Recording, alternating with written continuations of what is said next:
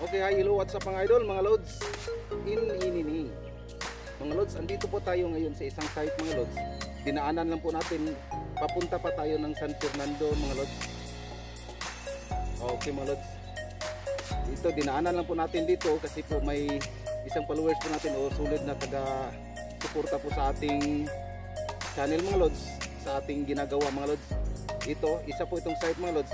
Pero bago ko po tayo ito ilukit mga lods, sabi nila pa kilukit naman daw po sa kanilang site mga lods. Pero bago po natin ilukit, bago ko po linukit mga lods, sinorbi ko po buong area mga lods pag may makita po tayo ng isang marker lang po yung hinahanap natin mga lods, para makikita po natin yung site nila na legit mga lods. Ito mga lods, habang ikot po ako sa dito sa buong paligid, kailangan po yung ikutin po natin yung sa nakikita po natin nga marker mga lods. Kailangan po na isurvey po natin yung buong paligid ng 100 meters ground zero po yun mula sa marker mga lods. At may nakikita po tayo dito na marker mga lods, isang legit na marker. Ito mga lods, papakita ko sa inyo yung gagamitin na po natin na gamit mga lods. Ito lang po mga lods, oh. Ayan. Okay mga lods, yung nakita ko na isang marker mga lods, oh. Ayan, isa po itong mga lods, isang lawa o kunting lawa. Hindi po ito matutuyo na mga lods, na ito kahit na 5 buwan po na tagtuyot yung tag-init, hindi po ito matutuyo mga lods. Yung palatandaan po dito mga lods, yung nakikita ko na marker mga lods. Ayan mga lods, ayan, isa po yung palatandaan na marker. Ayan, oh. Yung tinatawag nila na parang romlon, yung gagawin na higaan o yung banig dito mga lods. Tatlong puno po ito mga lods, parang naka-triangle. Ayan. Ito mga lods, ito isa. Ayan, oh. Isa po yan mga lods. Pangalawa po yan mga lods, oh. At yung pangatlo mga lods, andoon. Ayan, naka-triangle po dito sa may lawa ito. Isa po yon, dalawa, at pangatlo po ito. Parang naka-triangle po, para pong may point po sila dito mga lods. At dito sa site mga lods, yung nakikita ko dito, isa itong mga lods, positive po na site po dito. Ayan, ikutin muna natin yung buong paligid din, pagkatapos maglukit po tayo dito. Okay, bago po tayo maglukit mga lods, paki-subscribe naman po sa ating YouTube channel, Choy TV. Paki-like, paki-share at paki-click sa notification bell para updated kayo sa mga bago pa nating video mga lods. Mga lods, inini. Ayan, isa po yung sapa mga lods, ha. Doon po galing sa may mga lods. Ayan, oh. Diyan mga lods, diyan po galing yung tubig dumadaloy dito mga lods. At ito mga lods, hindi po ito matutuyo ng 5 buwan, kahit ng 5 buwan tag-init mga lods. Ito. At yung palatandaan po dito mga lods, oh. Ito, nakikita ko ito mga lods. Ito, 2 butas po yan mga lods. Ayan, ito yung inahanap natin. At saka ito mga lods, oh. Isang legit na marker to mga lods. Nagkatabi po itong 2 mga lods. Ito may butas, at ito legit na simento ito mga lods. Ayan, oh. Nakikita nyo. At yung isa pang palatandaan dito mga lods, yung 3 naka-triangle na mga lods. Ito mga lods, ito naka-triangle po yan. Yun, romlon yan. O yung gagawin na higaan o yung banig dito sa Bisaya pa, banig. Ayan dito mga lods.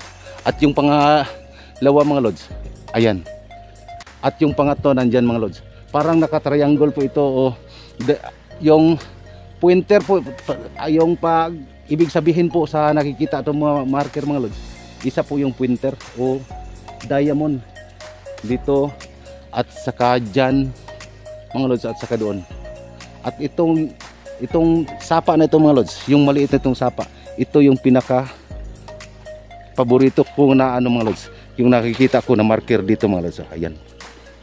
At saka yan mga lods. At doon sa may bandang doon mga lods, may nakikita po tayo na maliit na talon po dyan mga lods. Ipapakita ko sa inyo mamaya mga lods, yung maliit na talon. Okay mga lods. Ayan.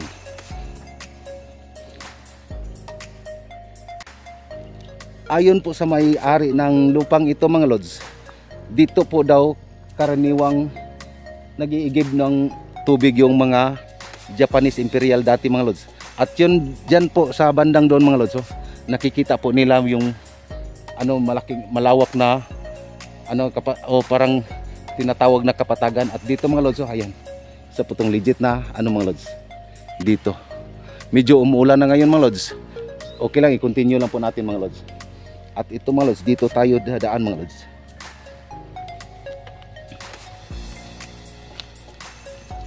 Ayan mga lods. Ayan yung sinasabi ko sa iyo mga lods. Yung pinaka matandang dito, yung ginagawa na higaan o yung banig dito sa Bisaya o Romblon. Ayan mga lods. Ayan. At itong na po ito mga lods, yung niyog na po ito mga lods. Siguro sa 1946, 1944 to 46 years old na po daw to ito mga lods. Sabi po ng may-ari ng lupang ito. Ayan mga lods. Actually mga lods, sa nakikita po na isang site mga lods, yung legit na marker na mga lods, itong malawak na mga lods, ito yung tubig na mga lods, yung hindi matutuyo. Akalaan mo mga lods, dito sa isang tubig na ito mga lods, wala pong tubig na dumadaloy mula doon mga lods. Dito lang po yung dumadaloy na tubig. At saka ito mga lods, may bukal po dyan mga lods, dyan banda. At ito mga lods, ayan. Okay mga lods, itry po natin ilok ito mga lods. Ito po yung gagamitin ko sa isang site mga lods. Ito na gamit yung gagamitin ko sa isang site mga lods na pupuntahan po natin mga lods. Ayan. Dito tayo sa may bandang likuran mga lods, para po maklukit po natin ng husto mga lods. Dito din papunta po tayo kung saan po nakaturo po yung gamit natin. Dito tayo magsimula maglukit mga lods. Dito.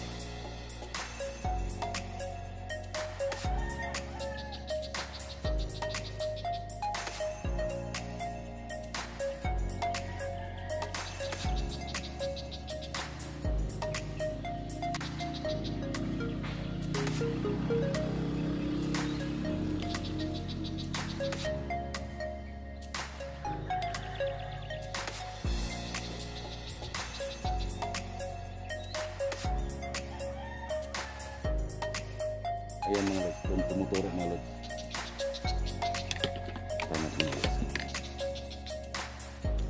Ulit po mga lods, andito po tayo ngayon sa Bukidnon mga lods. Ito i-site na po, nandito na po tayo sa ground zero ng 100 meters ng Bukidnon City mga lods.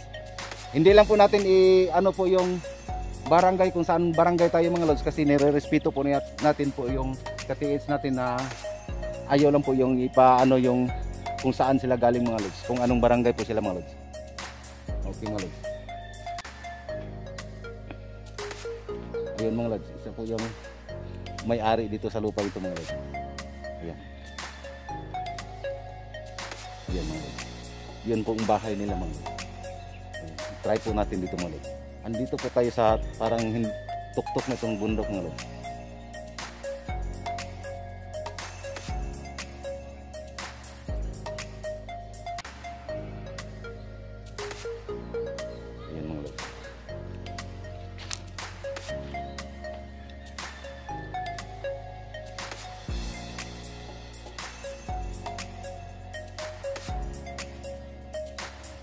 Mga lods, doon pa rin dito sa may tubig mga lods, yung nakaturo mga lods. Yan. Nakaturo pa rin dyan mga lods. Doon tayo dadaan sa kabila mga lods.